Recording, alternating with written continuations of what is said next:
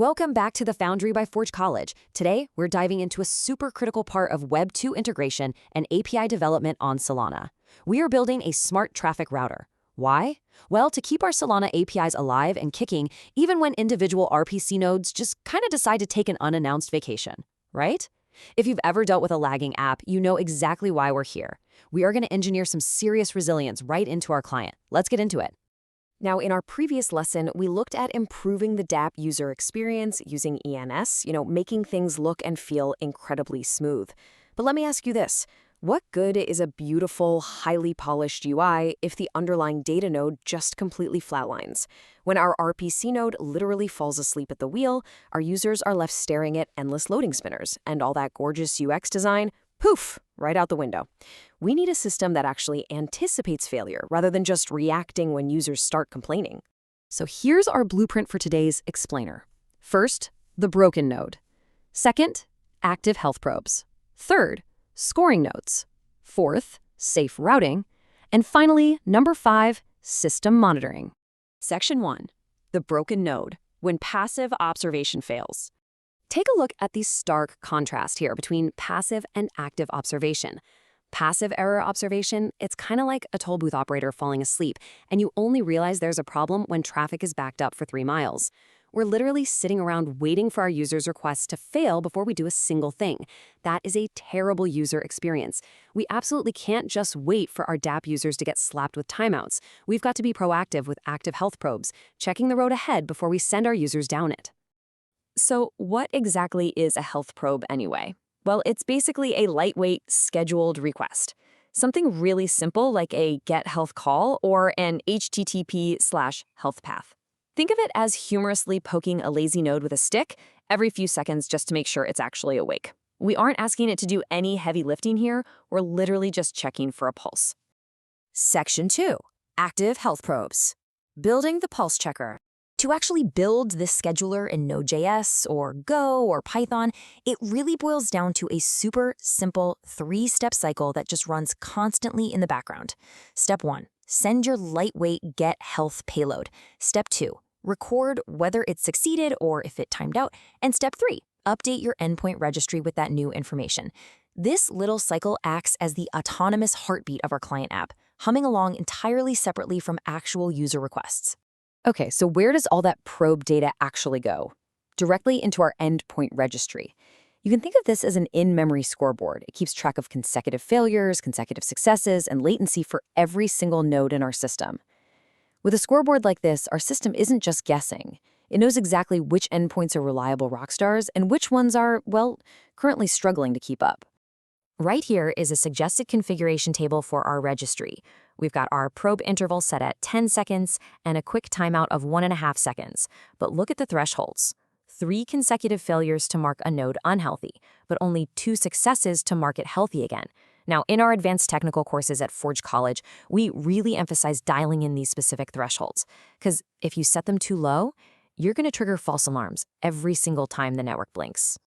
Section 3, scoring nodes. Prioritization and the math behind the router.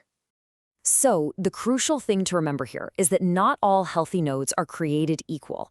If we have 5 healthy nodes, how do we pick the absolute best one? Easy, we rank them. A lower priority score equals a better priority. We actively penalize nodes that have high failure counts, and we track the response speed using an exponential moving average. This whole setup guarantees that our application traffic always flows to the fastest, most reliable option available in real time. Now check out this specific number right here, 0.9. This is our priority decay multiplier. By multiplying our older latency weights by 0.9, we are intentionally forgetting the past. We want to favor recent latency over historical data. I mean, if a node was super fast yesterday but is chugging right now, this decay multiplier ensures our client reacts instantly to current network conditions, smoothly shifting our traffic completely away from the slowdown. Moving into Section 4, safe routing. Handling the failover without making a total mess. All right, before we reroute absolutely anything, we have to talk about the idempotency key. This is a unique identifier attached to a request, ensuring that a retried operation only happens once. Imagine a user clicks buy on a super rare Solana NFT. Suddenly, a network glitch happens, and our system quietly fails over and retries the request. Without an idempotency key, we might accidentally buy them 2 NFTs and totally drain their wallet. No way. We absolutely never want a failover to create duplicate side effects. Which brings us to the absolute golden rule of failovers. Never blindly retry a non-idempotent request. Seriously, read it, memorize it, frame it on your wall. If you're doing something that modifies state, like a financial transaction, and you don't have an idempotency key guaranteeing safety, you must strictly limit retries. It is always better to fail gracefully and just tell the user there was an error, rather than executing a transaction twice. So let's look at the actual failover handler logic in action. Step 1, a request hits a node, and the node times out or throws a recoverable network error. Step 2, we don't even wait for the background health probe. We mark that node unhealthy immediately on our scoreboard. Boom. And step 3, we catch that error, check our idempotency rules, and if it's safe, we seamlessly retry the request on the very next best node from our rank list. That brings us to Section 5, System Monitoring, wiring up the dashboard. Listen, a failover system that works in secret is an engineer's worst nightmare. We have to know when our machine is doing its job. By using tools like Node's event emitter, we can broadcast these essential observability events: probe fail, endpoint marked unhealthy, endpoint marked healthy, and request failover. Emitting these structured logs means we aren't just flying blind during an outage. We can see exactly when traffic is shifting and, more importantly, why. Okay, I've got a massive pro tip here that will save you literally hours of debugging. Separate your probe timeouts from your application timeouts. If you conflate the two, you might accidentally mark a perfectly healthy node as dead just because a massive, complex user request took, say, 5 seconds to process. Probes are short and fast to test liveness. Application requests, they need room to breathe. Keep them separated for sure. And now, wrap up and next steps. Completing the blueprint. Let's do a quick recap of the core engineering principles we've sketched out today. First up, always use active health probes that run independently of your user traffic. Second, don't just pick fallbacks at random, rank your nodes dynamically based on their latency and success history. Third, and I cannot stress this enough, enforce idempotency to guarantee your failovers never duplicate actions. And finally, emit clear structured events so you always have eyes on your system. These 4 pillars right here, they're going to keep your Solana dApps running incredibly smoothly no matter what the network throws at you. But, all this leaves us with a pretty provocative final question. Let's say our system successfully rerouted the traffic, right? But the original node still went down.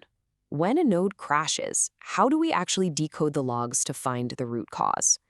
Well, we'll be teeing up exactly how to diagnose RPC failures in our next module.